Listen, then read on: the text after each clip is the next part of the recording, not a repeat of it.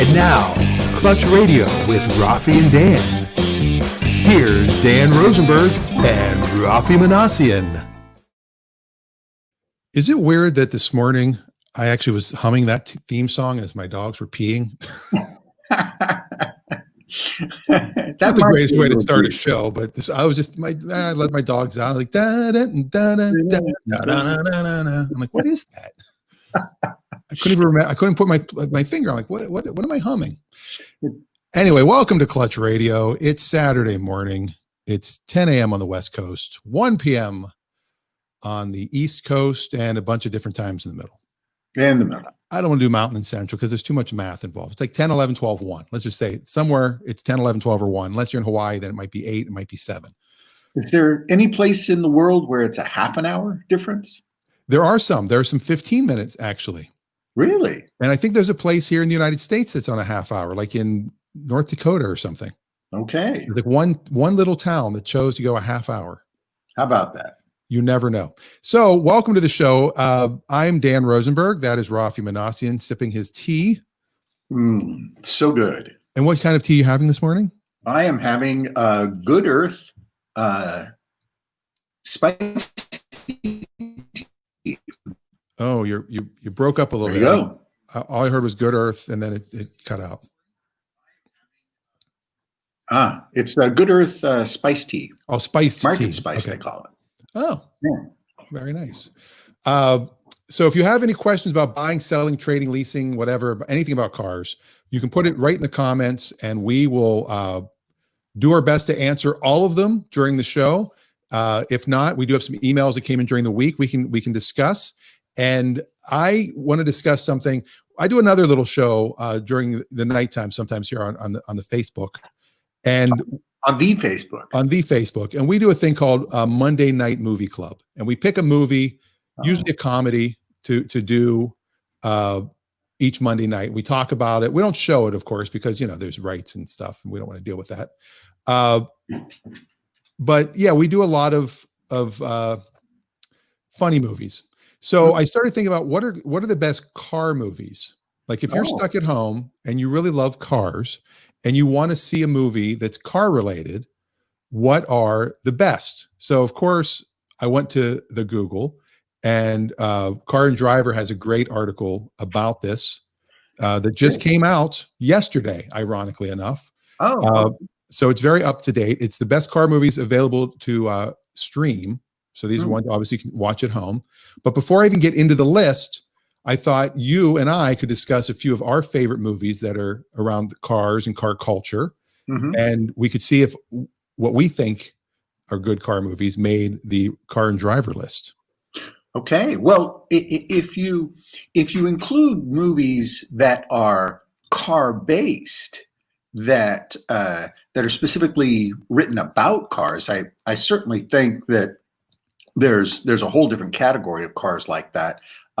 It's a Mad World is a great movie with all kinds of car stuff because they're driving around like crazy people. Certainly the Cannonball Run movies are great movies for car chase and car race type thing.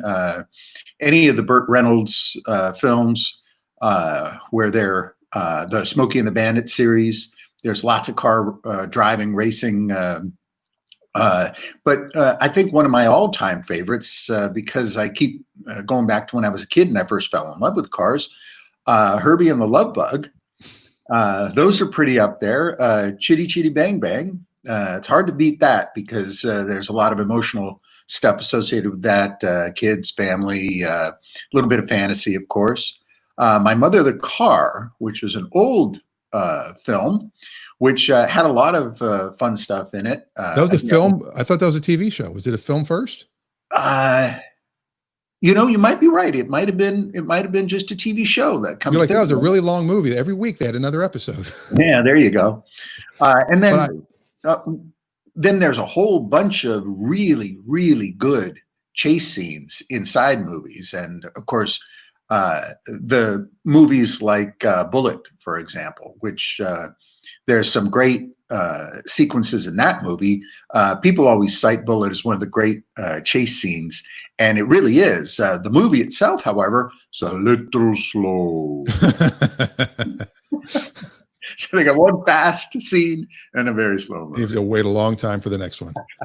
Yeah. It's like being at Disney. You wait a long time for the ride, then you get on the ride and boom, it goes, and then you go get back in line. You wait a long time for the next ride. Yeah. Sure.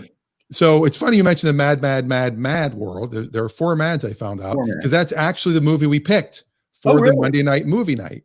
There you go. From 1963. So we are going to watch that. And that one did spawn some of the other car scavenger hunt type movies, like Rat Race, which is another one. But you did mention quite a few movies that are on the list. You did mention Bullet. Yeah. Steve McQueen. Everybody wants that car, of course, which we actually even talked about last week. Sure. One of the ones that is really, well, you mentioned Cannonball Run. They put Cannonball Run 2 as the better one. Really? Yeah. That surprised me, though. I think what they did was they realized Cannonball 1 didn't have as much automotive stuff featured. So when they did Cannonball 2, because all the car people went nuts over it, they add a lot more car stuff in it to make it more. Yeah. More. Also, I think one of the great car movies, even though it's not car focused, is Doc Hollywood. It's a great movie because it's predicated on the storyline's predicated on his broken Porsche 356 Speedster that gets him stuck in nowhere town. And the bits between Michael J. Fox and the guy fixing the Porsche, they're just hilarious. Anybody who's ever had a car fixed, let alone a vintage Porsche, will just love that movie for that aspect alone. Yeah, and Michael J. Fox, of course, in another movie with a lot of famous cars, Back to the Future, of course, which, as you can see behind me, I've got a lot of Back to the Future stuff. Because you have the DeLorean, but you also have, Doc's convertible. You've got Biff's 46 Ford, I believe it is, that gets a lot of crazy manure in it over 3 different movies. He gets manure poured on. Well, there's a recent movie that is on this list, and it's available now on HBO, and that's Ford versus Ferrari. Oh, sure. Yeah. That's a big one.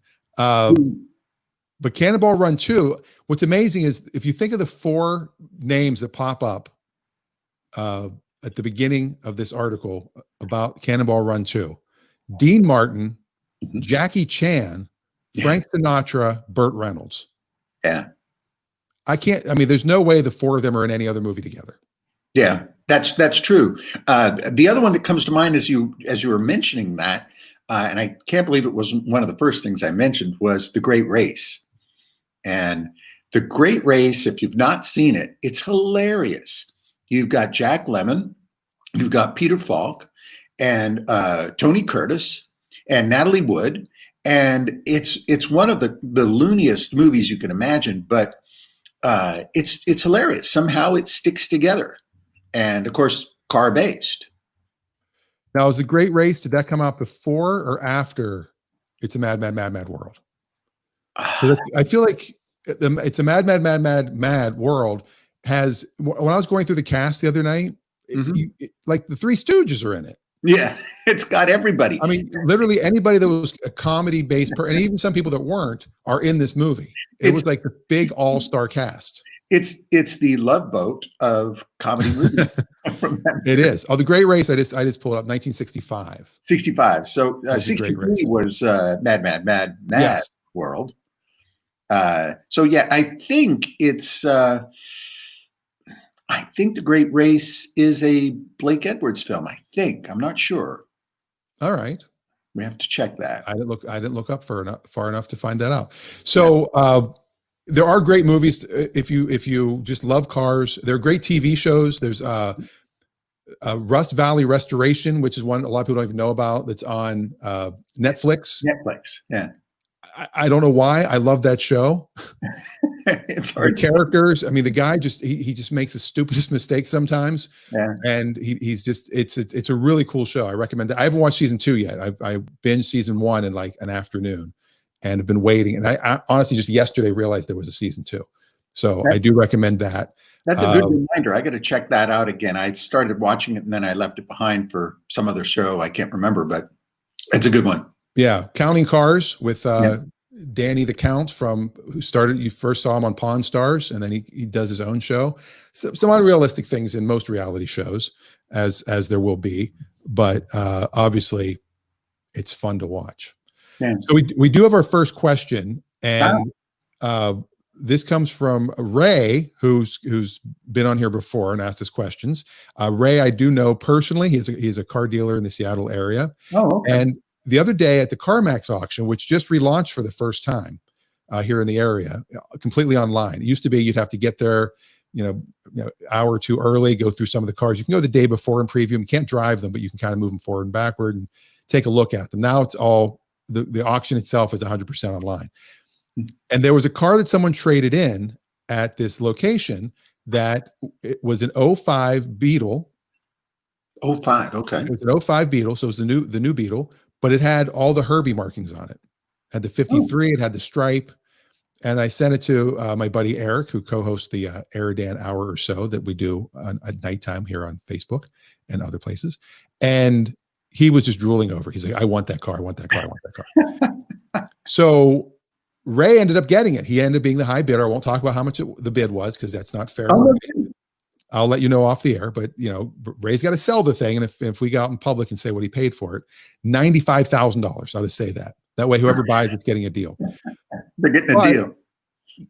Now the question is did they do a special edition in 2005? Like I'm trying to think if one of the movies came out, the rebooted movies, and is this car just a car someone threw stickers on, or was this a factory special rare edition? And he wasn't able to find anything about it, which makes me think it's just the previous owner just put some decals on it. That's my guess. I don't recall any promotion or any kind of limited edition. I also don't recall ever seeing one. And if you've seen one, chances are there are many more. It follows that it's possible somebody could have put together a special edition. Maybe it was a dealer edition that was done. Maybe they did 50 cars. But my suspicion is that it was just a custom job that someone either did themselves or had a local shop do up. Now, in any case, it's still a fantastic concept because I'm sure somebody's going to want it because it's a unique enough car and it's going to be pretty cool. And you would be driving the only one because, again, I'm not sure that anybody ever did that as a series. They'd have to have the license rights. So they would have had to work out a deal with Disney to do it because it is a licensed protected image to do more than one. Now, if somebody does just one, it's considered an original piece and they don't have to pay licensing rights for it because it falls underneath the original and unique piece of artwork. Now, if they say it's a Herbie the Love Bug and they write Herbie the Love Bug on it and then try and sell 10 of them, then they've got to do some licensing rights with Disney. So that's my guess, is that it's a one-of-a-kind thing because I don't recall reading or seeing anything about it. So I'll share a picture of it real quick. Okay. Yeah. So that's just out of the email that I sent him. It does look cool. It sure does. And it's definitely a head turner. Yeah. But I don't know if I would call it definitely a unique one of a kind. Well, it might be one of a kind. I'm just curious and I asked him, I don't know, Ray, if you can comment, is it paint or are those just decals? Like, can you easily take those off if somebody just says, what's this number 53? I just want a white Beetle. Yeah, and it looks to me like it's probably vinyl applique because those are less risky, and it'd certainly be easy for anybody to do on their computer or have done at a local what do they call, a wrap shop where they do vinyl wraps on cars. Yeah, he says they are decals. Okay. Yeah. So chances are somebody just put it on there. Although, like you said, it is one of a kind. You could definitely say that, because even if someone else did that, they might not have used the same stickers. They didn't use those stickers. Sure. And he can have some fun with it if he's in, inclined to do so. He could go online on eBay and just buy a couple of Herbie paraphernalia pieces and deck it out. There's some stuff. He could get a Herbie the Love Bug T-shirt and have that draped across the passenger seat. There were a lot of little details from the movie that he could include with it, and he could get some photo stills that show the original movie. He could put together a little Herbie the Love Bug package that comes with the car, and it might cost him, $50, $100 to put that together. But for somebody who's looking for something fun, and if they're a Disney vintage interested person, it could be a cool item. Yeah, and you could also, I'm sure you can find a Buddy Hackett autographed something on the internet. Sure. Yeah. And see what happens. So he sent it to a public auction here in the Seattle area. It's going to the Stokes auction, which is a public auction, and it'll go for the highest bid. Yeah, that sounds like a lot of fun. And again, somebody's going to get a fun car. It's certainly unique. Anybody who knows Herbie is going to see it, and they're going to be charmed by it because it's kind of fun. Yeah. Yeah. So, okay. Well, Ray, you have to let us know how it does. My prediction, and I'm just spitballing here, you will more than double your money. Look at that. Because I think retail wise, you will more than double your money selling that at an auction, because you're going to get somebody that is a fan. You might get 2 or 3 people. And if the auctions also, I believe they're doing them virtually only. So you can get people from out of the area now. I would market that a little bit. I would put that up on Facebook, find some Facebook, Herbie the Love Bug fan pages, and market the hell out of that thing, because you definitely can get, a little extra. I mean, look at the DeLorean. If you think about the DeLorean, if it wasn't for Back to the Future, if it wasn't a movie car, they wouldn't be going for nearly what they go for. Yeah. When I sold mine, it was funny because the guy was like, "Oh, I'm not really, it's not about Back to the Future. I'm about the designer. I've got a Lotus, and I want to get the Giugiaro. I want to collect them." And he's going on and on and on about all this stuff, and it's just never talk about Back to the Future. And I go, "All right, well," and I'm going to sell it to him and ship it across the country. I go, "Well, I'm going to pull the flux capacitor out because I'm going to keep that, make that up, put that on. That would be sitting behind me right now, flashing." He's like, "No, I don't. Can you include that?" It's amazing how quickly he became a Back to the Future fan when I was going to take that away from him. But he paid stupid money. So I'm like, all right, I'll get another flux capacitor online at some point and put it in my background. Although I have way too much Back to the Future stuff. There's my fluxing license plate autographed by Doc Brown himself. I love that. Is behind me. So Ray will let us know. He'll tune in. And today, we've talked about movies, and it's kind of tied right in with Ray's question, being a movie car. And there are movies, like I said, that are not about cars, but have great car culture in them, car scenes in them. The Italian Job. I mean, think about the new version of it that they remade with the minis, the current minis. Mm-hmm. The original one had minis also. They both had great car scenes. And there are lots of really good movies that have great car chase scenes or just great car sequences. And there's some really bad movies. There's one movie that's not very good to watch all the way through called Against All Odds. Oh, but great Phil Collins song. Yes. But if you watch just the open sequence, the chase scene, it's between a Ferrari and a Porsche on Sunset Boulevard in Los Angeles. And if you know that road, you'll respect and appreciate how hard they're driving on it and how amazing the filming really is in that one sequence. It's only 2.5, 3 minutes long, but it's hilarious. And is that at nighttime or is it during the day? Daytime. Wow. So they they definitely had to close the road off for that. Oh yeah. There was definitely controlled sequencing, but it feels like it's a real situation. And, this is the early 90s. So you and I were going up and down that road because it was just a big part of the thoroughfare, trying to avoid the highway and things like that. Trying to stay off the 405. Exactly. 405. Before '05. Yes. And it's just nice because they're and again, if you know the era, they blow by UCLA like 3 times in the sequencing. So I love mistakes in movies. That could be a whole other show. oh sure, yeah. I mean, it's some just mistakes in general in movies or TV shows. Car mistakes in movies. In the bullet scene, the Mustang loses certain a couple of things is the rev sounds don't match with what the actual car is doing. So those are obviously dubbed over. There's a chase car, and I think it has hubcaps. It's blowing hubcaps left and right coming around the corner. So how is it losing 8 hubcaps? 4. They stopped, they put them back, put the replacements back on, and then took off. Yeah. And then cars go blowing through sequences and coming out without any fender rash at all. Yeah, I love when cars are on dirt and they're making the skid noises on dirt, like they're on pavement. Dukes of Hazzard, that's good. Dukes of Hazzard did that a lot when they're taking off in the General Lee. I guess that shows they can't air that show anymore. I guess they have to redub the car and all kinds of stuff.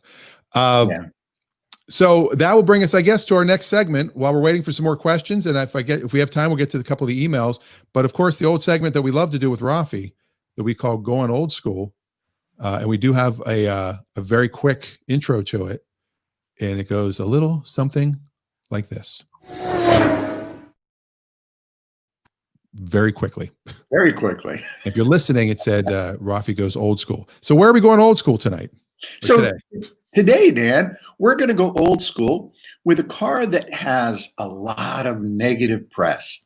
And the reason why is because, and I'm going to give you some clues, it's Italian. Mm-hmm. You have to fix it again and again and again. And because it's Italian, it gets the name Tony. So fix it again, Tony.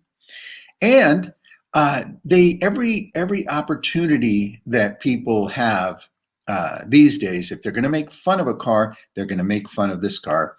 And that is the Edsel. Oh, no, the Fiat. The Fiat. Yes. And Fiat is an old company. They date back about 100 years. They manufactured some of the most amazing automobiles in the early period. They have a tremendous amount of history as a premier Italian manufacturing brand. They have relationship with large other brands in recent years. Post-war, they united with Ferrari. They actually saved Ferrari in the 70s. They have done partnerships with lots of car companies, and they have had some importing disasters into the United States, including the little Fiat convertible. And they're notorious for being abused and neglected here in the United States because these cars, these little 4-cylinder powered cars, were designed to be driven on small European roads and Italian roads.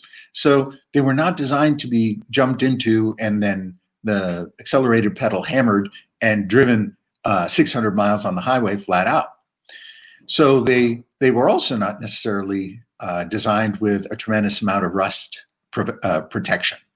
So you can find, as a result, you can find a lot of cheap, inexpensive Fiats that are fun to buy, fun to fix up, and you can do really well with them if you pay attention to some of the basics. And if you have a little bit of mechanical inclination, you can fix a little Fiat 850.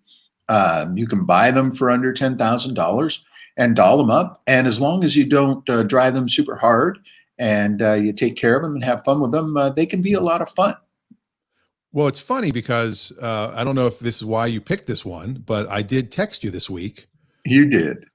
And I texted you this little picture on Craigslist. Yeah. And because my goal, I turned 50 in August, and I've been looking for a car from 1970. That's been kind of a goal. I wanted one built on my birthday. So a car built on August 28th, 1970, most likely would actually be a 71 model, not a 70 model, which means I could say I'm a 71 in theory, right? I'm not a 70. I just added a year. So really, I'll turn 49 this year if you look at it that way. I came across this one here in the Seattle area. And of course, the ad says what a lot of them say. It ran and drove not long ago. Fuel lines are bad. I don't want to show the number. Fuel lines are at bring trailer. Not bring a trailer, because that would be a whole thing. So when I saw bring trailer, let me get rid of it. I immediately thought of, I thought bring a trailer. And is this a car that we could put, a few $100 and get it running and put it up and bring a trailer? And RAFFI's response, and I will read it verbatim, was if you get the guy to pay you $500 to take it away, you might be able to lose $2,000 on it if it's sold for $1,000 when you're done. Yeah. It's called a reverse backflip with a half loser instead of a gainer. Instead of a gainer. And see, that's if you buy a Fiat with the idea that you're going to flip it, you are going to lose money. That is not why you buy a Fiat like that.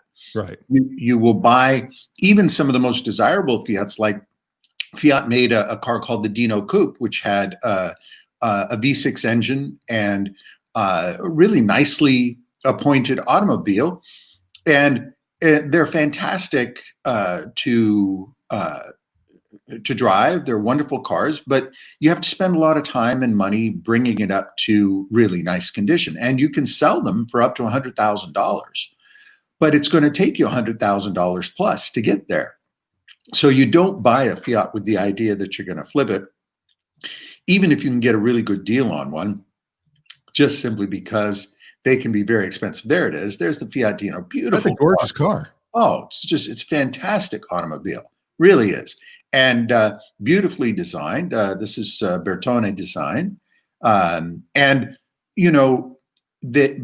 they take some time and effort to get done. And this is the same basic execution, only front engine, as the Ferrari Dino, which is the 246 Dino. The same sort of company arrangement put these cars together. So they're beautifully done, but they're going to be expensive to buy, and they're going to be expensive to bring to this level of condition. But if you've got the money to spend and you want something unique, that's a great way to go. Just don't expect to make a ton of profit by flipping it. So American Fiats, as far as the stuff they have now, like the Fiat 500, the 124, I think is which is basically like, is it not sharing the Mazda Miata? Is that the one it's the same as the Mazda Miata pretty much? Yeah, it's basically, these are cars that have been done. They've been platform engineered to allow for the savings. And I believe that one is on top of the Miata platform. And the Fiat 500e, which is an electric car, that's what the E stands for, I've heard great things about it because electric cars don't typically have a ton of maintenance involved. And, they get 80, 90 miles on a charge, and you can get them really, really cheaply. Yeah. They're super cheap. Yeah, they're good little electric cars. If you buy them used, I don't recommend purchasing one of those new, because they'll have a higher price point and it'll take you a while to get your money out of it. But they are, and Fiat makes some really good quality cars. They have some fantastic contemporary engineering, but you have to understand that you're not getting an American car. Even today, I wouldn't recommend a Fiat for, if your plans are to drive across country or do put a lot of miles on it. And you very seldom hear of Fiats that have 500,000 miles, whereas Volvos, they're just broken in by then, or Hondas. There's a whole Honda million-mile club where people have 1 million miles accumulated on their Honda or Toyota. Yeah. And if I just pulled up cars.com real quick, these are $8,900, $8,700, $6,900. Yeah, These are retail prices. So imagine, if you know somebody, if you got a friend in the business like moi, that's French for Dan, I think. You can get these at the auction even cheaper, but this was a $35,000 car. that's right. Yeah. And the same is true, by the way, for the Nissan Leaf, which if you're looking for an inexpensive electric car, the Nissan Leaf is a great way to go. It's not quite in the old school category. We kind of drifted a little bit. Oh, we did. Sorry about that. Drifting is part of old school too. That's true. But yeah, the Nissan Leaf is a great inexpensive electric car. So the bottom line on the Fiat then is, if you're going to go old school and you want to have a collector car, Fiat is not the one to get unless you plan just to keep it and enjoy it. If you've always, you can, and again, with a Fiat 124 or an 850, you get an open convertible car with sports car feel. You're not going to go fast in it. Don't think that you're going to be fast in that car, because a Hyundai sedan is going to be faster than that. But it's a car you can zip through the gears in. It's got manual transmission. It's got a high revving engine. And if you like to tinker and you want an Italian car, they're lots of fun and not exorbitantly expensive. If you keep in mind, you're not going to be flipping it and making great money. We have a comment here from a guy, and I will not. Well, I mean, you can read the comments and see it, but I'm not going to say what dealership he's at because it doesn't say. But he sells Fiats. This is Tim, and California only when they're new. I think they were available in Oregon for a while too. But yeah, if you buy them new, you can only get them in California. But then the auctions get filled with them because people do cheap little leases on them. He recommends not buying one. And he sells them. So I have a friend that bought one in California, and he zips around, and he was driving. We were talking about the electric one for a while, Tim. He's saying not to do the electric. We're off. Obviously, there's a little delay between what we say and what they hear. But yeah, he loves it. He was going to Bakersfield often from LA and could make it, almost the whole way there. I think he would stop and do a little charge up on the way. Yeah, you'd have to. That's about 200 miles, right? Yeah. So it does. The 500e is, I guess, where I would recommend the car. Like you said, Fiats are not great highway cars. No. I was driving the regular 500, the gas powered one, here in the Seattle area for a while, because there was a service called Lime, which there were the Lime bikes. Yeah. And in some towns, they have the Lime scooters. Mm-hmm. And this one, they had Lime pods, they called them. And they were little 500s. They weren't electric.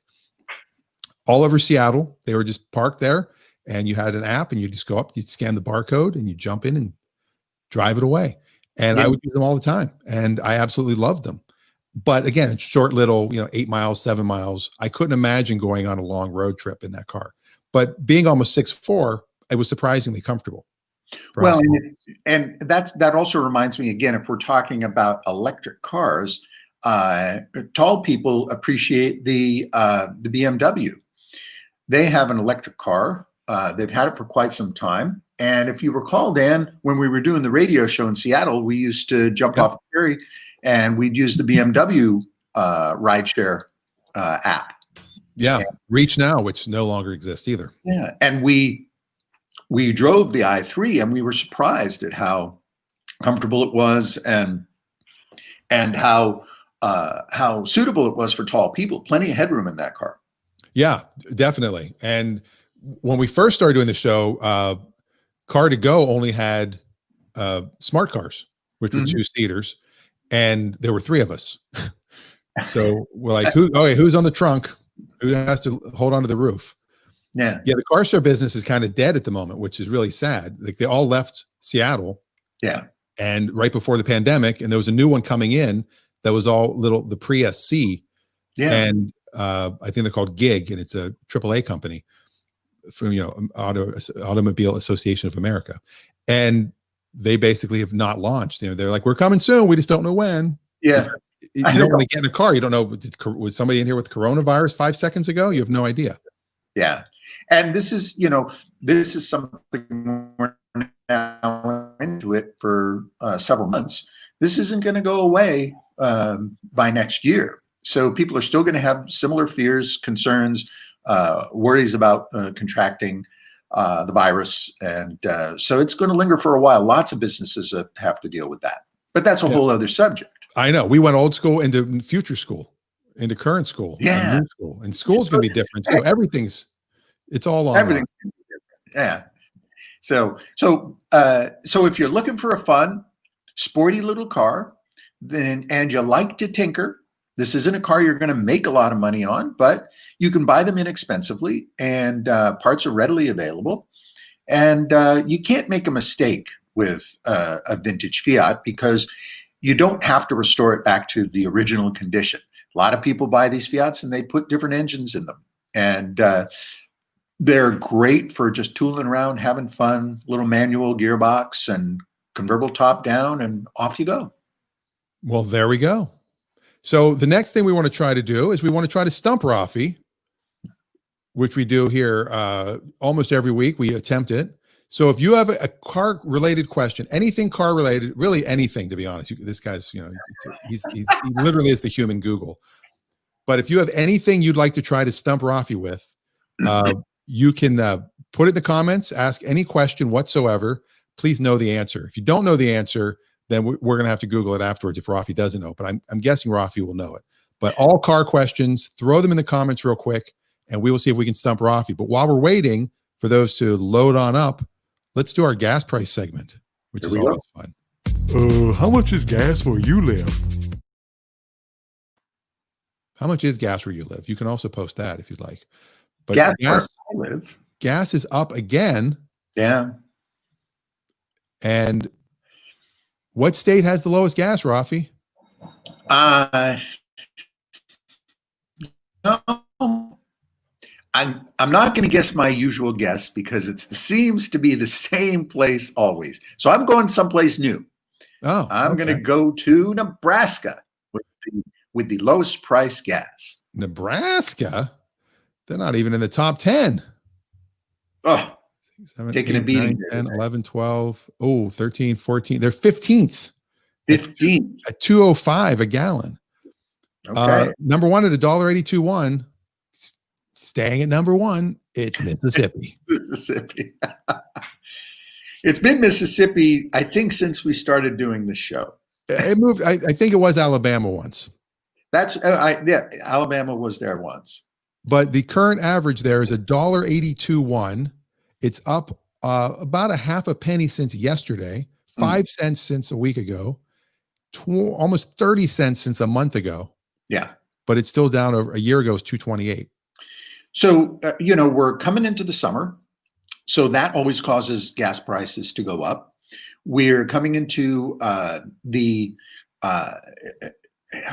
let's just say there's a general relaxing in the social fiber, where people are tired of being at home and they want to get out and they want to go places. Yeah. So gas prices are going up because the general idea is that, you can get around, you can get in your car and go to various places, even if you're going to limit your social interactions and you're wearing a mask and all that.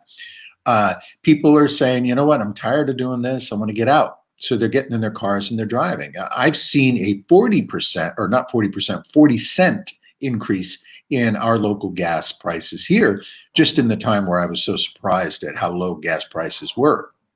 Yeah, we're up to 272 here. Yeah, that's pretty high. Yeah, that's 21 cents over a month ago. Yeah, it's close to $1 more than I paid when I bought the cheapest gas. I think back in April or May. $1.90, right? Yeah.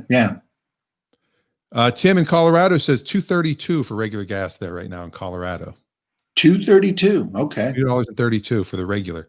Let me ask you a question about regular, premium, and supreme, mid-grade, all those things. Now, a lot of cars, and this is a common question that people ask me. A lot of cars say premium unleaded only, and most people respect that. Mm-hmm. But a lot of people say if you're not in certain conditions, if you're in certain parts of the country, it doesn't really matter what octane you use. And like I have an '04 Acura, it says premium. And I'm like, yeah, I use it, but what's going to happen if I don't? I guess is the question. And a lot of people ask that question from a technical standpoint. And I'm pretty sure we covered this once before, but if I don't remember the answer, then probably people that are listening and watching might not remember either.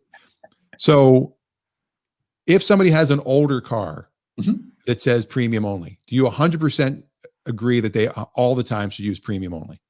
So if you're in the case of your Acura, it's got 200,000 miles on it now. Yeah.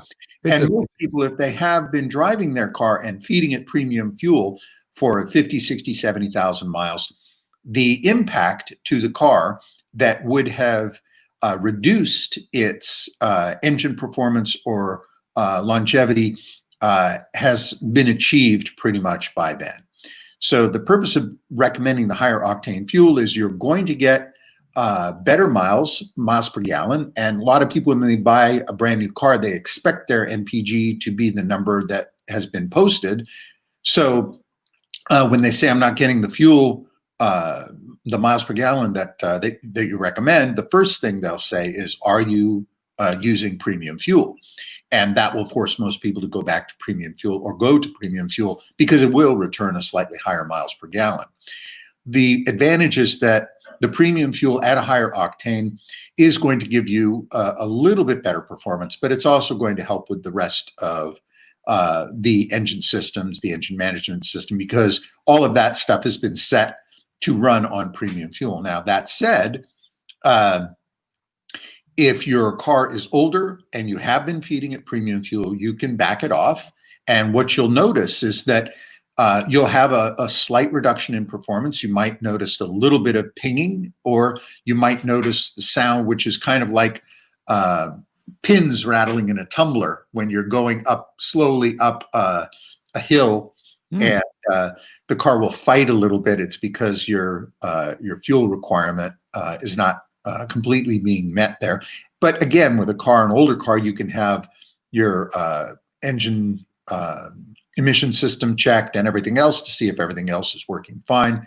But generally speaking, it's not that big a deal. Now, the bigger thing, which is funny for most people, is the difference between regular and that middle grade, where they used to call it ethyl because they put tetraethyl lead inside the fuel in order to prevent knocking, and then premium. So that in between, where you've got the 87, the 88, and then the 89 octane, it's absolutely worthless. Do not buy the middle grade fuel because there is virtually no change or improvement in the performance of your vehicle. And so there's no, and these things have been tested over and over and over again. So, you know, I used to joke about the fact that the pricing was always 10 cents different. So if it was $1.99 for the regular, it was $2.09 for the mid range, and then it was $2.19 for the premium. And if it went up to $3, it was $3.10, $3.20. If it went down to $1, it was $1, $1.10, $1.20. So if you look at percentages, the higher price, when gas went up in price, the premium didn't go up as much technically because it was just a 20% difference from the regular. And that's hard math. And I'm like, why aren't the gas companies raising them equally? And then all of a sudden I've noticed they don't do the 10 cents thing anymore. Now you'll see, you know, 209, then you'll see like 221, and then you'll see like 240. And so it's kind of like they're pricing it. And as I know I did say before, there aren't three tanks. Right. There's not a regular tank, a mid tank, and a premium tank. They just merge premium and the regular together to make the 89 octane, right, mid range or whatever. Right. Which is effectively what you would do if you said, well, I'll get a half a tank of premium and a half a tank of regular. But the idea here was that they figured out a long time ago that if you've got something to sell that's $10 and it's a nice quality something, and something else that's a higher quality something for $13, most people would just not consider the $13 one, they would just buy the $10 one. They go, this is just fine for me. I don't need to spend an extra $3 for this. But the minute you put something in between there, so now you've got a $10, an $11, and a $13, people go, well, wait a minute. I can't afford the best one, but I'm not going to be the one buying the cheapest one. So I'll buy the in-between one. And that philosophy has caused a lot of people to buy the mid-grade fuel. And you can absolutely do it, but there's virtually no improvement at all in your fuel economy or in your engine performance. All right. Well, there we go. Now, I do have something to stump Rafi on. I have an email. We don't have anything in the comments, but I have an email that's interesting, and I haven't scrolled through it yet. But I'm just gonna read the top part of the email, and then you can go from there. But let's start with the little bumper that we use for this. And now it's time to stump Rafi. Okay, all right, it's now time to stump Rafi. All it says is 1963 Italian Ford. What would they be? What 1963 Italian Ford? That's the subject line. So I'm not even going to read everything yet until you start. What would they be talking about? Italian and Ford from 1963. Okay. So this could be a number. There could be a number of different answers. There was an Italian designed T-Bird that was a custom car, and when I say custom car, it was a show car that was put together based on the T-Bird platform. I'm trying to remember the name of it. I can't remember it in '63. But Ford had a growing relationship with Ghia in the early '60s after Chrysler had stopped doing the work with Ghia. And Ghia was an Italian coach building studio in Italy. Ghia participated in a lot of the Ford development, but in '63, Italian, let's see, '63. That's the only one I can think of offhand, is that custom T-Bird, which was a one-off design. There it is. And you are correct. That's exactly what they were talking about. Okay. So beautiful automobile. This car was, I believe it may still be on display at the Black Hawk Museum in Danville, California. But the company took the basic T-Bird and they gave it the kind of a beautiful flowing fastback line and a little bit of variation in the side trim. And I think it also had some interior modifications and changes to the taillights and tail fins. So that is the car. Yeah, that's exactly what they were asking about. They wanted to know any information about them. Are they available? Is it a one-off? Is it, did anything design-wise come from it? Nothing design-wise came from it that I'm aware of, but the car was built as a one-off. It is still in existence. It's in beautiful condition today. You could build one from a standard T-Bird. You would have to look around for other cars that would give you that suitable effect where the fastback roof line. But that's a lot of people argue that that's one of the first designs where the fastback roof line starts to appear in Ford products. So if you look at that design, which came out in '63, by '65, the Mustang had the fastback and the Torinos started getting fastback lines, the Galaxies, all these cars started to build their car with the tailored fastback, they called it, including a concept car that had an entire fastback rear glass that you could open up and store stuff into the back. Yeah, because at that point you start to see other fastback cars, including the Barracuda, which was a Valiant with a fastback rear glass, and other cars, including, of course, the Mustang, where the fastback roof line starts to appear. Yeah, and you are correct. It is currently at the Black Hawk Automotive Museum, 3700 Black Hawk Plaza Circle, Danville, California, 94506. Fantastic museum. Fantastic place to go if you want to see old cars. They may be open now. after the coronavirus limitations. Yeah, and I know here in Washington, phase 3 will probably start allowing some more things to open. But be safe, wear your masks, we have to. It's the law here right now. Yeah. Socially distance, but you can still enjoy going car watching, and car shopping is not quite the same as it was. But Yeah, if you do have, go ahead. yeah, and Dan, thanks for bringing that up. Geez, guys, just wear a mask. There's nothing wrong with it. It's a simple process. You put it on when you go out and you're going to be near other people. It protects you, but more importantly, it protects others. Rafi's wearing one now. That's not a beard. Thank you, Dan. And and it's both courteous and potentially saves your life and the lives of others from the infection. Yeah. So that's our health statement for the week on Clutch Radio. Every once in a while, we'll give some advice for that. If during the week you have any questions and you want to email, if you want to email the Stump Raffi, you're more than welcome to. You would send those to me right here at dan@danrosenberg.com. Also, if you're watching us on our Clutch Radio with Raffi and Dan Facebook page, you can ask questions there. Or if you're watching us on YouTube or Twitter or on my Facebook page, we're all over the place. We kind of just throw it out. If you're listening to the podcast, please try to watch the live show. It's a lot of fun. And you can interact with us in the live show. If you're yelling at the podcast right now, we can't hear you. We can't hear you. Wait, what? Oh, yeah, I heard that. Why would you say that? All right. Anyway, I didn't really hear that. Don't freak out if you're listening. You're like, did he really just hear me say that? So now, before we go, yes, let's get a shout out to Pittsburgh over here. Andy Warhol. The Warhol Museum is in Pittsburgh. There you go. Andy Warhol. Museums. Did you draw that, or is that a self-portrait of Andy Warhol? No, that's a really interesting piece done by a graduate of Art Center. It's one of the earliest computer-generated pieces, and he basically assigned points to a computer randomly from a highly pixelated image of Andy Warhol, and then he had the computer connect the dots with those lines. You can see. Let me get that. Can you see that? Yeah.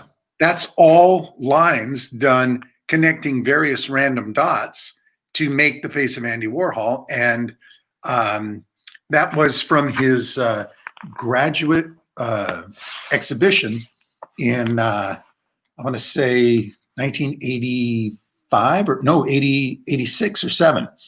And he did 30 pieces. And when I saw it, I had to buy one. So I bought one from him, and I've had it ever since. That is awesome. And speaking of that, you are a professor at down in San Francisco. Yes, at the California College of Art. California College of Art. Now, are you going back this fall? Are you doing it remotely, or do you not know yet?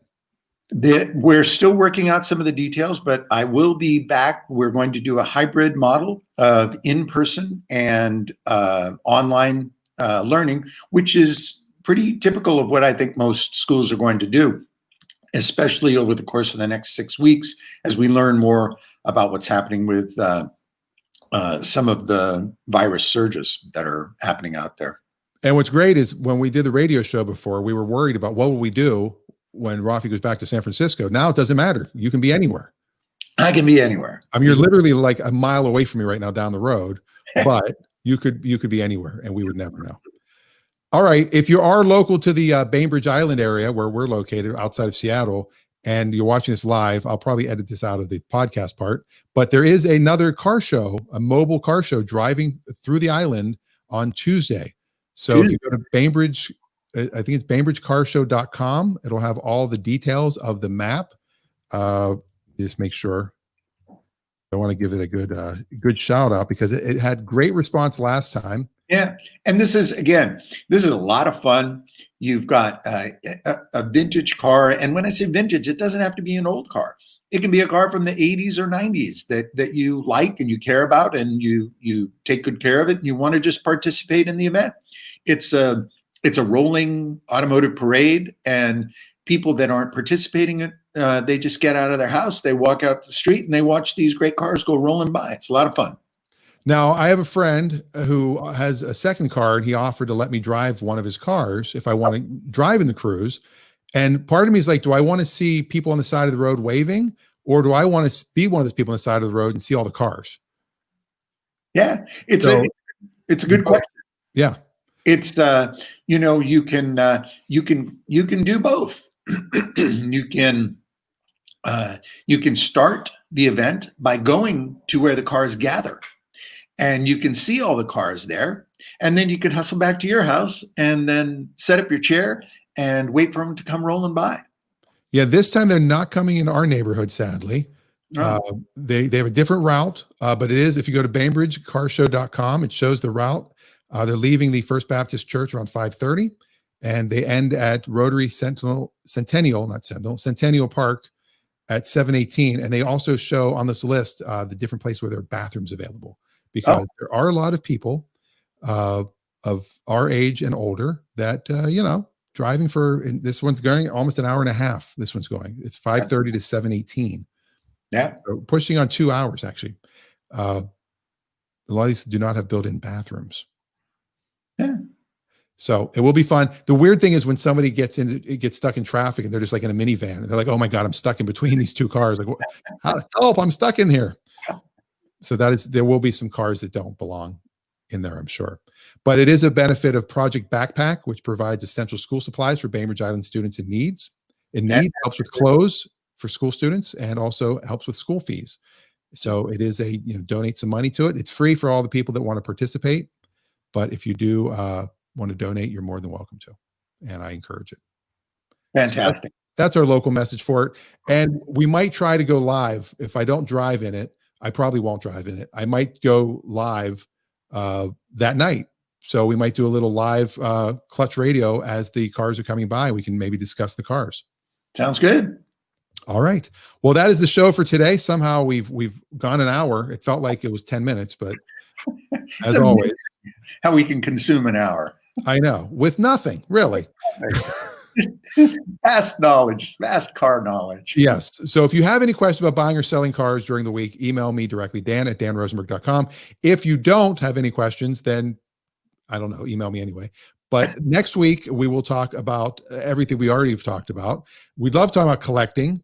Yeah. And my search for a car born on August 28th, 1970 continues. That Fiat was not going to be one of them, that 1970 Fiat. It was like $900 though. But Rafi's like, no. Not if the guy paid you $500, should you take that car? Not if you're going to flip it. If you're just going to get in it, drive it, and have fun, that's great. Well, if I find a car with my birthday, I'm going to keep it. There you go. Okay. And I'll help you with it. Okay. Well, that's the show. Thank you all for watching Clutch Radio with Raffi and Dan. I'm Dan. And I'm Raffi. And this has been Clutch Radio. We'll see you next week right here on the Facebook and the YouTube and the Twitter. The Facebook. I'm getting to that age. When I turn 50, I have to call it the Facebook, which is what it originally was. And the YouTube. And the YouTube. All right. See you guys later. Bye.